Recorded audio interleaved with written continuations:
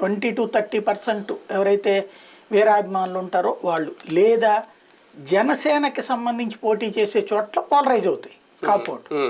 తెలుగుదేశం పోటీ చేసే చోట మాత్రం 50%కి మించి పోలరైజ్ అయ్యి రాదేమో అని నేను అనుకుంటున్నాను. ఎటువంటి క్యాలిక్యులేషన్స్ ఉంటాయి బాబు గారి దగ్గర? ఒకవేళ 25 అనుకుందాం అక్కడ వరకు అవడం అంటే బాబు గారి లెక్క ఏంటంటే ఈయనకి 50-60 ఇస్తే దానికి తగిన అభ్యర్థులు లేరు. నెంబర్ 1. 10 కోట్లు 15 కోట్లు. ఇప్పుడు నేను ఎవరో చెప్తున్నారు, ఒక లీడర్ని 10-12 రెడీ చేసుకో, 10 రెడీ చేసుకో అని చెప్పారట. చేసుకోమంటే 10-12 కోట్ల రూపాయలు నేను ఖర్చు పెట్టడానికి రెడీగా ఉన్నా అంటే 10-12 కోట్లు ఖర్చు పెట్టడానికి కాదయ్యా, ముందు 10 కోట్ల రూపాయలు పార్టీకి కావాల్సి వస్తుందని ఒక నాయకుడికి చెప్పారట. అంటే పార్టీ విరాళం కింద ఇవ్వాల్సి వస్తుంది అనేటు.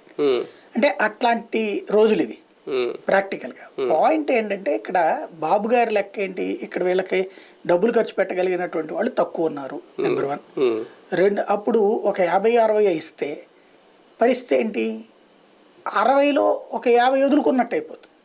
గట్టి పోటీ ఇవ్వలేని పరిస్థితి. అవతల డబ్బులు ఖర్చు పెడతాడు, గవర్నమెంట్ యంత్రాంగం చేతిలో ఉంటుంది, ప్లస్ గట్టిగా పట్టుకోగలుగుతారు.